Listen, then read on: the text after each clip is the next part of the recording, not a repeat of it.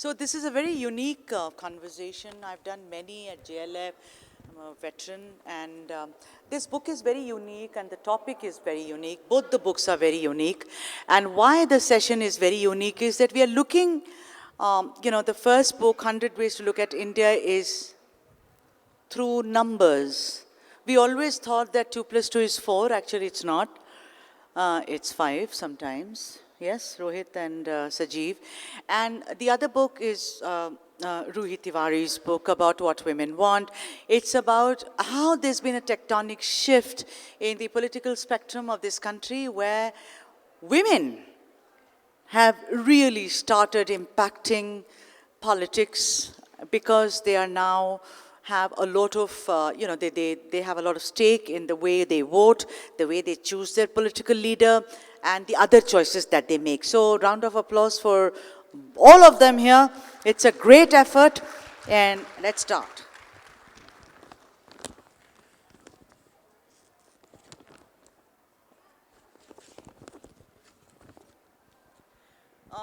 Both of you, Rohit and Sajeev, you can take this, and by turns, whoever wants to.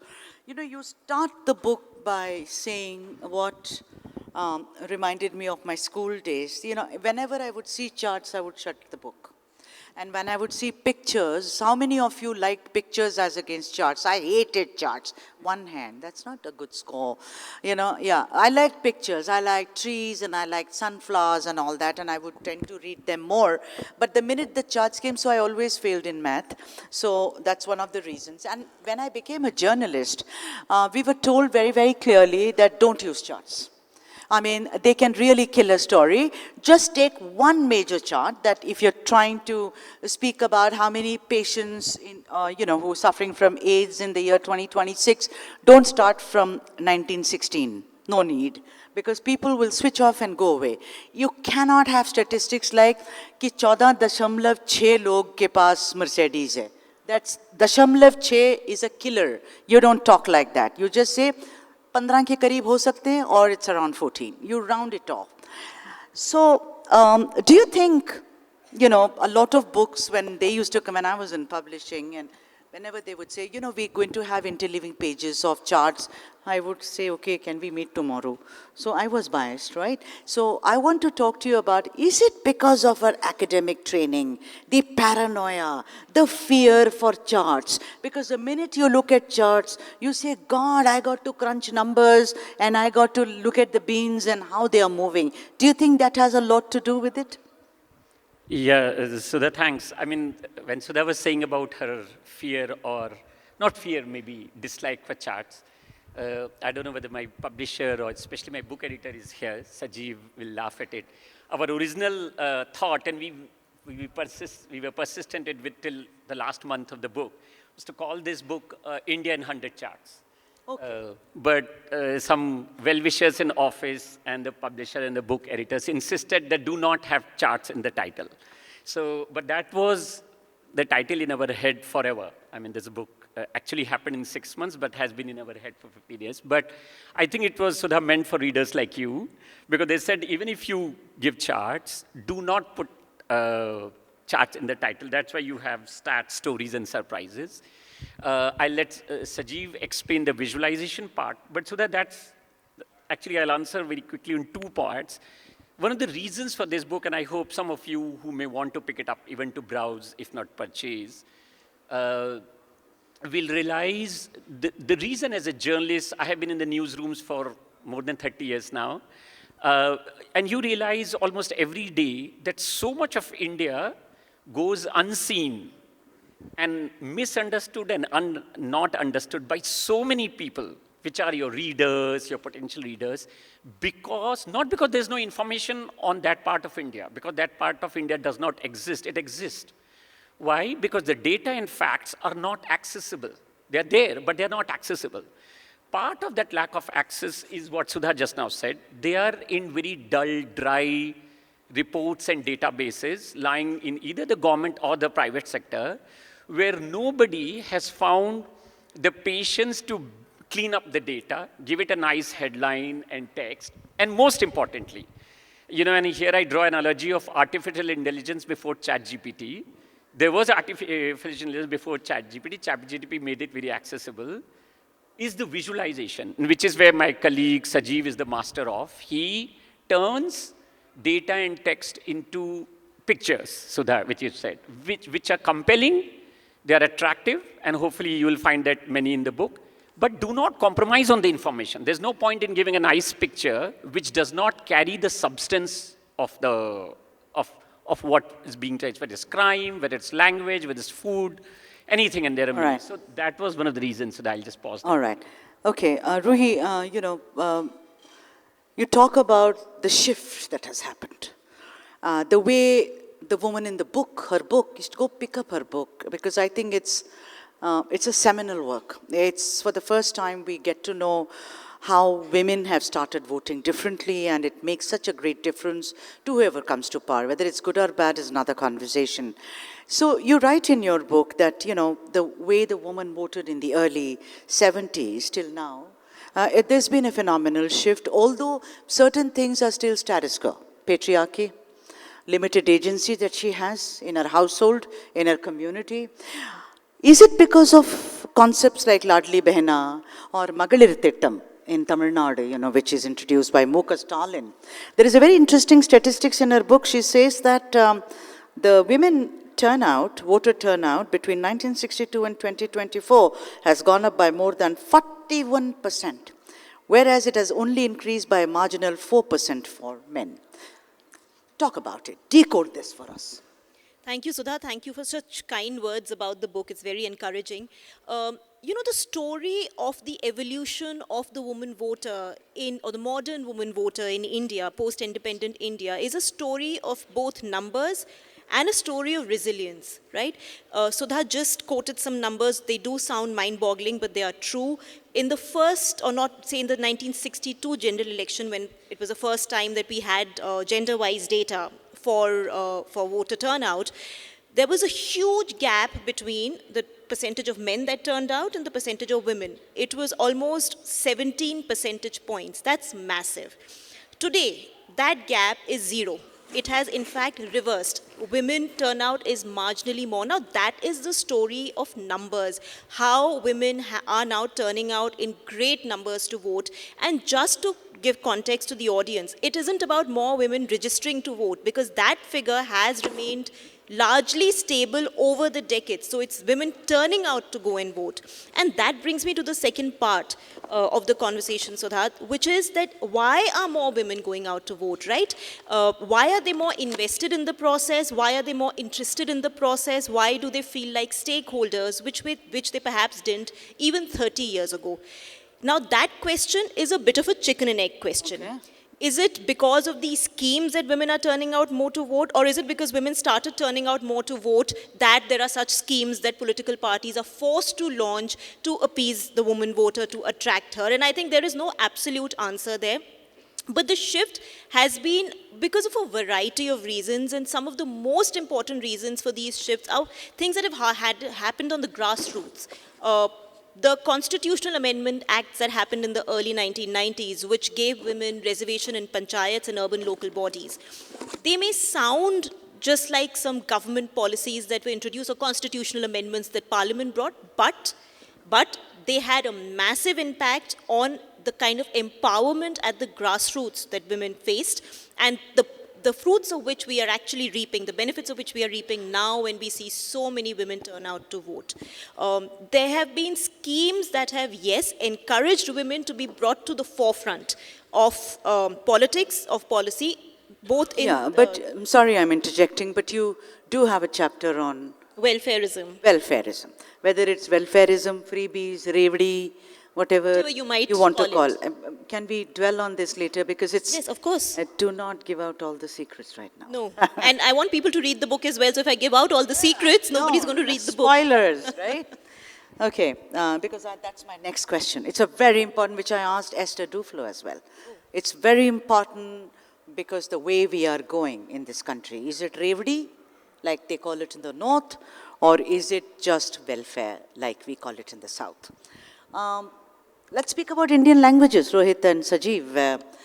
Tamil Nadu has for the longest time, I come from Tamil Nadu, We have fought for Hindi imposition and we said, do not impose Hindi upon us.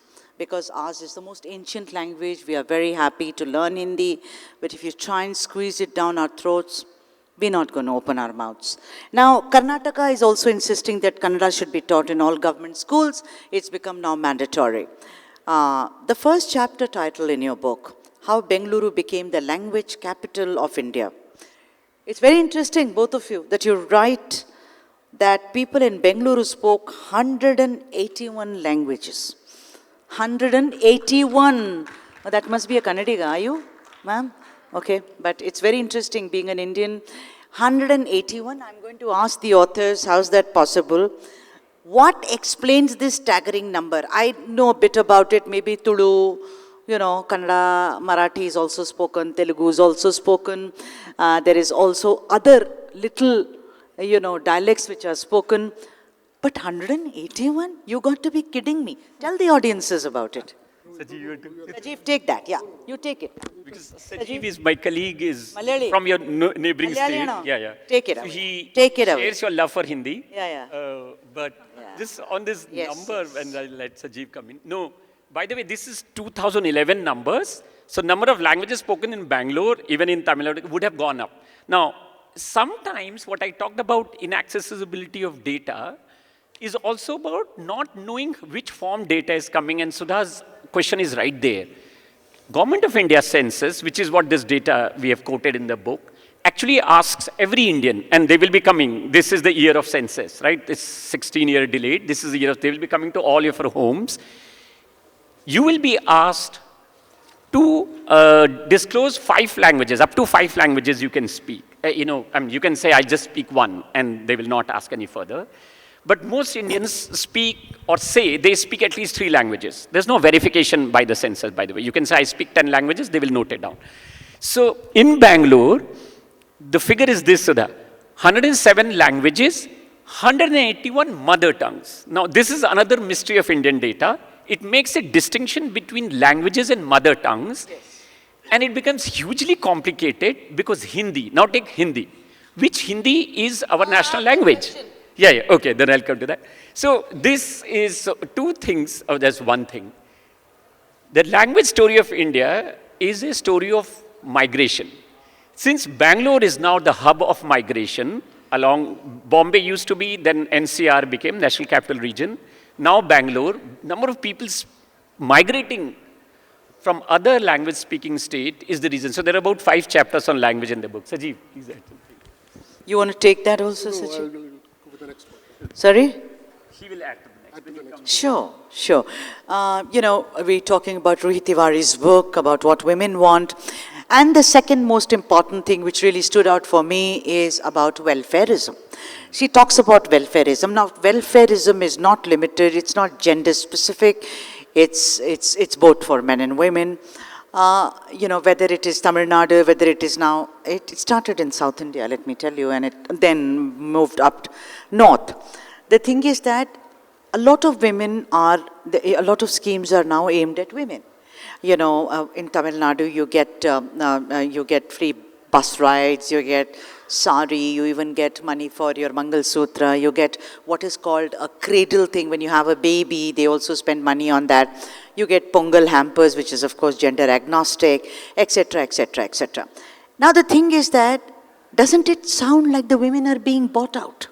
That they are being bought for these things. But then a woman stands up. In the book, I felt a lot of women standing up and telling me, it was so visual, that but why not? What does this election have for me then? I want it, much like, the self-help groups in Tamil Nadu, for instance. No, to quote Ruhi, she says, but India's woman voter is not simply in search of handouts. She wants the means to become self-reliant. Explain that, Ruhi. So, I think when I wrote the book, I thought the chapter on religion and caste would be the most controversial chapter, but actually the chapter on welfareism turned out to be the most controversial because I have a bit of a contrarian take on that. I know Prime Minister Narendra Modi has made welfareism famous by calling it reverie, but he's also someone who gives out so many welfare schemes. So there is a bit of an irony when politicians are critiquing welfareism, but are also prioritizing welfareism when it comes to their politics. I think welfareism in the context of women voters needs to be seen a bit differently. It's an insult to the woman voter of India to think that she is a bechari labharti, that she is a beneficiary who is just looking for some free cash or who is looking for some free gas for her house or a free toilet for her house. It's an insult to her intelligence, to her sensibilities, and it's an insult to what she has been deprived of for decades because she hasn't been given even the basics. She's always been kept on the margins. She has so many vulnerabilities, deprivations, and now that political parties are giving it to her. This is what the state should be doing for its citizens. It should be giving basic benefits to its citizens. It's not a favor that political parties are doing for women, and that's something, it's so important to understand that. And women are using these very, very sensibly, very, very judiciously. Self-reliance. Yes. So many women that I have spoken to on the ground across the country have very clearly said that the 5,000 rupees or 2,500 rupees or 10,000 that they get as cash transfers, they use it to start small businesses. And I've seen them do it. Whether it's a small beauty salon, whether it's a vegetable vending kiosk, whether it's a chai stall, whether it's a snack stall, chola kulcha stall, whatever, newspaper stall. So many women use that money or tailoring boutique to start something which gives them sustainable livelihood. And that is the basis of what women really want. They want a shot at dignity. They want empowerment. They want the means to become self-reliant. And if they are getting it through these political freebies, as it were, then why not? I mean, they've been deprived of attention Yes. and policy emphasis for I so many agree. decades. And today, if she's getting it, why are we criticizing it, saying, oh, ye to bechari abla ke liye labharti bana ke rakh diya? No, she's not a labharti. She's sensible. She's using these doles in a very sensible way to uplift her everyday life and to make it better. And don't you think, Ruhi, that two of the best examples which really stand out for me is Nitish Babu's bicycle? Absolutely. Absolutely. One of the best ever, that you give the girl child a bicycle, she goes to school or she goes to college. And also Narendra Modi's Ujjwala scheme. Even the It's toilet scheme. Toilets, very empowering, I think. Yeah, these two. Absolutely. So, the bicycle scheme, the interesting thing, Sudha, is that when Nitish Kumar launched it, as soon as he became chief minister for the first full term, it was for school-going girls. Mind you, they were not voters. They were not going to vote for Nitish in the next election, so he was not buying voters out. He was actually genuinely thinking of the path for women ahead in Bihar.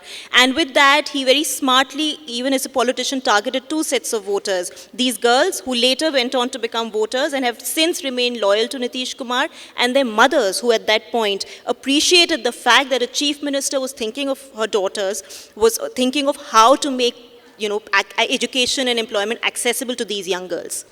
All right, now the next question is the big elephant in the room, and that is about Hindi. The longest slugfest we've all had is it an official language or is it a national language? I think the South refuses to accept it as the national language. Say what, Sajeev? Yes, it was an interesting chapter because, there's so much of data, including, showing Hindi. Yeah, so what is very interesting is that, did you all know in the room, and raise your hands if you did not know, because I did not know. Hindi is made up of at least 56 dialects or mother tongues, the largest of which is Bhojpuri. Yes. Today there are more than 56 mother tongues under what the census calls Hindi, but the speakers call this Awadhi, Bhojpuri, Haryanvi, Rajasthani. So how many of you knew about it, that it has 56 different dialects? Ek class fail hogi. 5 jane. So the funny thing Yeah, here and this is amazing. Explain this for us. Yeah, this funny thing, Sanjeev, please come in, is that two people in India speaking Hindi, in fact, I would bet 10 people speaking a Hindi each will not understand each other. Because as you said, and we got about, and 54 is what this, see what happened is Government of India, when they released 2011 census, they did not release the language data because the raw data that they got, they just got them totally confused. So language data of 2011 census, which we wrote about, this was released in 2018 because it took them 7 years to figure out what they'd got. And they pared the languages down again and again and again. So finally what came out is 56 mother tongues, which, as you rightly noted, from Haryanvi to Rajasthani to Bhojpuri. This, by the way, when 10 years before this, Maithili rebelled and became non-Hindi. Because before 2001, Maithili was also one of the Hindis, which is, as Rui would say, is one of the big languages spoken in Bihar. So Bihar has three big Hindis, Maithili, Bhojpuri, and Magad. And then, so this is what makes Hindi a national language completely impractical, even in Hindi-speaking areas. Forget about Tamil Nadu and Kerala. Yeah, we're going to explode the myth, but Sajeev, you go first, and then I'm going to explode another data myth. doesn't automatically translate, create understanding. It creates, because of a lot of data available or lack of data available, it doesn't create an understanding, but it actually distances itself from the reality. Yeah. So, you have to find a data set, like so much of data is available, you filter it out to make it a story, you find a story from that, then try to move it to the visualization part. So it's a constant process of filterization happening, and finally we create a data or a chart which is not intimidating, but talks to you directly like a Hindi or the languages one. Yeah. Yet another myth before I come to Ruhi is, in a later chapter, when I was reading, you said how many Indians speak Hindi? You quote, Hindi is the first language of over 90% of people in only 7 Indian states. Yes. See, please look at this. This is a staggering, very, very interesting number. 90% people, but only in 7 Indian states, and all in the heart of the Hindi belt. Yes. Take it away, Rohit. I want you to. No, it's actually language, food, and I think employment for multiple chapters. And this part that Sudha just told you about, actually is one very interesting thing. This is all Government of India data, by the way. There's no private study. No, so I told you the census asks you how many languages you speak. You can say 1, 2, and 3. Say, I can say English, Hindi, and say Tamil. Now, then they add up number of languages, gross languages spoken. So English, even in 2011, and I bet by 2027 data comes out, English will be the second most spoken language in India. But if you count first, second, and third languages spoken by all Indians, in 2011, English was already number 2, ahead of Bengali, which is actually, as the first language, is number 2.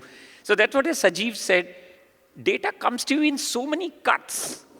And it comes to you in such boring, complicated, dull form that it has these hidden things about life, as Sudha said, that only 7 states in India. India has 36 states and union territories. Out of that, only in 7 languages. So how can, and then, which Hindi? So it's so good that we don't have, for all practical purposes, no national language. We don't need. Actually, the biggest import in India is actually English language. We have imported English language, lock, stock, and I think one of the things, and this is a bet I'm happy to lose next year to anybody in the hall, India will have the largest number of English speakers in the world. Wow. No other country in the world will have the number of English speakers that we have, and we have briefly mentioned this in the book, why that's the case. It's already the second largest. So in volume, India is always number 1, right? We have so many people. Yes, very interesting. Ruhi, you talk about leaders who've actually, focused on women for the longest time. She has focused in a book, a lot of young people here, but there used to be a very charismatic, actually 2 charismatic chief ministers in the South Indian states. One was N.T. Ramarao, actor turned politician of what was Andhra Pradesh, which was undivided at that time, and M.G. Ramachandran, also known as MGR in short form in Tamil Nadu. These 2 men really kind of focused on women to a great extent, and they were like yesteryear. I mean, 60s, MGR, around 60s when he left the DMK, joined the AIDMK and became chief minister.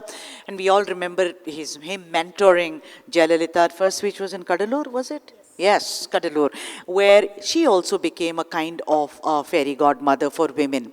Then there were other leaders, Indira Gandhi as well was one. Then you had, Nitish, of course, Shivraj Chauhan. Rui, then you go along and speak about Mamata Banerjee, about being this. She writes, and I'm quoting her, such is the cult of Mamata Banerjee amongst voters in Bengal, especially women, that their sentiment borders more on devotion than admiration. But there is a dichotomy here. This cult, kind of this worshipping of Mamata Banerjee happens despite the shameful incident in Sandesh Khali as well as the RG Kaur rape incident. What explains this? Is this not blind devotion then on the part of women, Rohit Tiwari? You know, I think, Sudha, I don't think anybody's cult is everlasting, right? If there are such lapses as there have been under Mamata Banerjee's regime, she would be taught a lesson at the hustings and by women themselves, because they are the biggest victims when such violence and such crimes happen in her state. So I'm not sure that there is blind devotion. Sometimes you're working with a lag, right? Voters don't respond immediately to everything. And in fact, now we have an election coming in West Bengal now, which is in a few months, and that's going to be a litmus test to understand what kind of an impact the Sandesh Khali and the RG Kar, tragic crimes have had as far as women voters are concerned. I think Mamata Banerjee's cult in Bengal is beyond gender. She, as I said, is popular among both men and women, and she is popular among women not because she is a woman, but because she has been able to launch schemes and connect with women. And I think, very interestingly, the people you've mentioned, MGR, NTR, Nitish Kumar, Shivraj Singh Chauhan, Narendra Modi, they're all men. So gender doesn't have as much to do with connecting with the woman voter as the ability to connect with her does, right? Rekha Gupta would have been hugely popular among women, but she's not. So clearly gender is not the most important thing. But yes, when there are politicians, hypocrisy always comes in. And I think that's where dichotomy of Mamata Banerjee is also a part of it. Also about how do you perceive it? I mean, I remember MGR, when he was decided to be a politician in his films, you will never see him drinking. Yes, I think that made him very popular. Never. You will always see him being very devoted to his mother, getting his sisters married. He would not smoke, and he would never ever pursue a woman. The films, the shots were like in such a fashion that the woman would pursue him. He will not go and, never.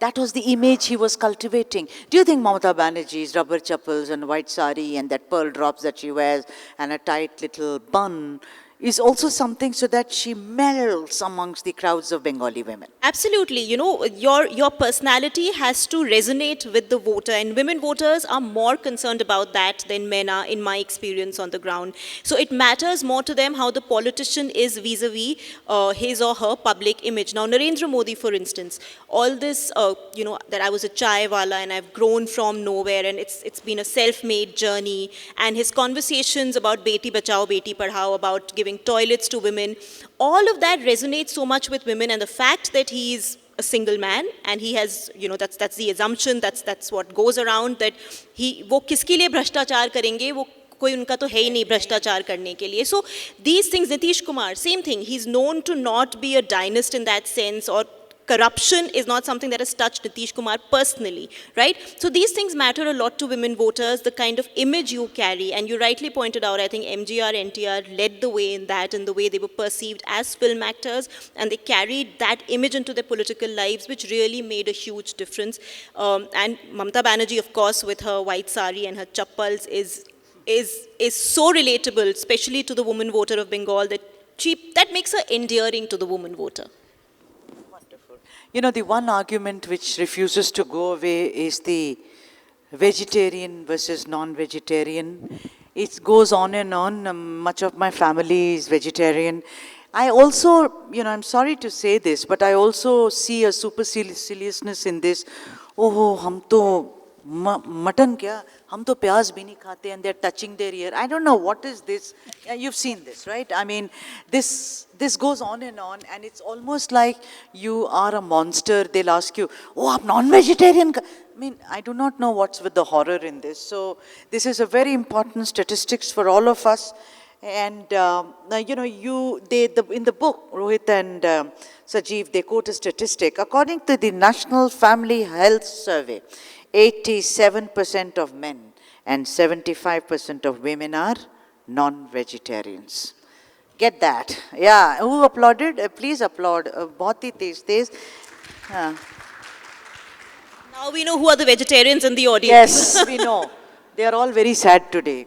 And yet 67% of Jains and 21% of Hindus avoid even root vegetables, while 60% of Buddhists say they won't eat at places serving both veg and non-veg food. See how complicated it is, right? Please decode this for us. Authors perhaps explode the myth that India is largely vegetarian. I knew it wasn't, but we all say, "Arey, we are India." We have more options, no doubt. We have the best and the most diversified options, but sorry, we are majority non-vegetarian. No, so I'm requesting Sajeev to open the chapter and see. This data surprised us. In fact, we vetted this data so many times, and I went to so many sources because while we have been reporting, and I'm sure Rui, Sajeev, all of you, the fact that more than 80% of Indians. Now, the thing is that something that Sudha told you, and there's more detail on this, only 4% of Indians, now this is survey, by the way, this is National Family Health Survey, it happens every 5 years. Sometimes the government doesn't conduct it, but otherwise it's supposed to happen every. Now, only 4% of Indians say they are non-vegetarians every day. And this is where it starts changing from the West. Because in the West, there's nothing called non-vegetarian this month and not that month. And there's nothing wrong in being vegetarian. And in fact, the session before, I think Rujuta was talking about how the food habits of Indian. So only 4%, but I think, Saji, just remind me, how many say that they eat non-vegetarian every month? It's 44%, right? So one is that. The second thing is gender difference, more men than women. Third's cut, which is even more interesting, poor and rich. Oh, yeah. More rich are vegetarians than poor. And this, I remember a Nobel laureate, then not, Abhijit Banerjee, had once given an interview to us saying that, the food program, the free fruit program of Government of India in coastal regions should be giving fish and seafood. Why are you giving them wheat and rice? Because they want non-veg. So, because rich can afford vegetarian food. This is what? There's a fallacy. Correct. That vegetarian is expensive, high quality protein. And then there are differences about, as you said, religion and huge variation. And then, of course, India, for good reason, has certain meats that are banned or almost banned in certain religion. So like cows for Hindus or let's say pork for Muslims.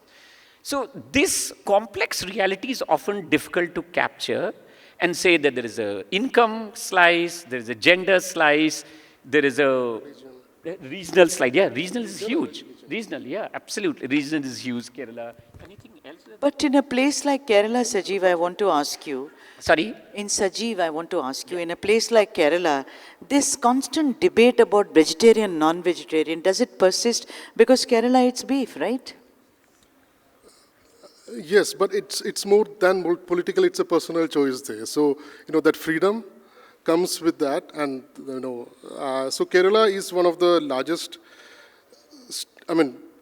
prominent states where, everyone eats meat, on an average. So here we have like 99% of Kerala eats meat, and which is one of the largest percentages in the country. And Nagaland also. So Northeast and South, is. Actually, the guess, I don't know All whether right. you can guess, which is the state that least number of people eat non-veg? Okay, you're close. Punjab. Punjab and It's Haryana. Punjab, it's not Gujarat, by the way. Punjab and Haryana, you're close. The difference is not too much. Sajeev, can you just tell us the difference between Rajasthan how much and Punjab how much? Rajasthan is 40% who eat non-veg, and Haryana is like 38%. So it's very close, yeah. Great. Because I'm saying because butter chicken from Punjab is so known. It's stereotyping. Kukkad is our national bird and all that. I mean, it's just stereotyping. All right, let's now turn to Ruhi's book. Ruhi, a very crucial thing is about gender parity, in political leadership. A lot of women are voting. Great news. They are making their choices. Fantastic news. But look at political parties, how they are operating. If you look at, we talk about dynastic politics, but in Tamil Nadu, Kanimuri is the only woman, who's there, and she also is not a cabinet minister. There are 35 cabinet ministers. She holds a very, very important position, but she's not a cabinet minister. The same is the story across, even in progressive. When I say progressive states, I mean by all the social indices, the parameters, women don't have a role. So tell me, Ruhi, then what is the point that we as women are trying to not just we, but even women who are out there voting, They are trying to make a change, but ultimately it is counterproductive, isn't it? Unfortunately, we continue to live in a man's world, as it were, and if men were to have their way, they would always ensure it is. But thankfully, women are voting more, so things are changing. What's happening is that the political class needs women voters, right, to win elections. But it doesn't think yet that it needs women leaders to further its cause or to further its politics. You know, you gave the example of Tamil Nadu. Let me just throw a controversial point across. In the Congress party, why is it that Rahul Gandhi got the first right of refusal? Why is it that he came into politics ahead of Priyanka Gandhi, a party that talks about women, which was headed by Sonia Gandhi, a woman herself? Why is it that between the two children, and I'm making a controversial point here, it could be family dynamics, I'm just making a point. It's because in the political leadership of this country, men are always given precedence. Today in the Lok Sabha, we have only 13% elected women. That's a very, very abysmal number. It's been over 7 decades since independence, and we still have this number. But I'll tell you, the glass is half empty, but there is a silver lining. Women voters, the next question they are going to ask, and that hopefully could be another book, is going to be about the gender of politicians, right? Today they're asking about cash transfers, they're asking about employment, education, infrastructure, gas, etc., etc.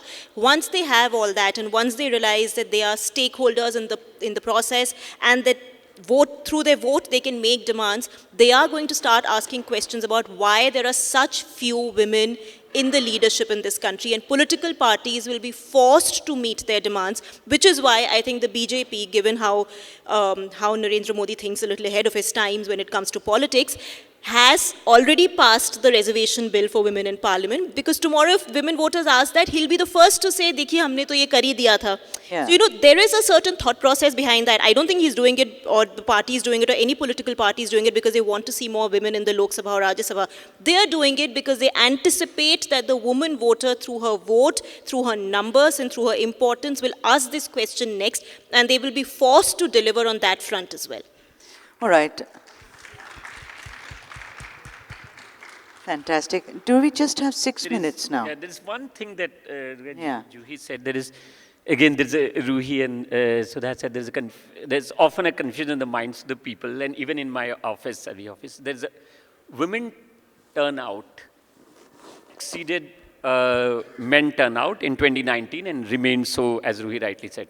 But there's a difference between whether more women are voting or more men are voting. There are more men voters than women voters. But the interesting part is in Bihar, even in absolute numbers, women outnumbered men. Could So be, it's could be. changing. That's a good, but also women live longer than men now in every state. So I think eventually, what Ruiz talked about half full, because they will be voter for longer than men. Men will die sooner. So I think politicians are beginning to understand that. I think we have 6 minutes to go. Am I correct? See?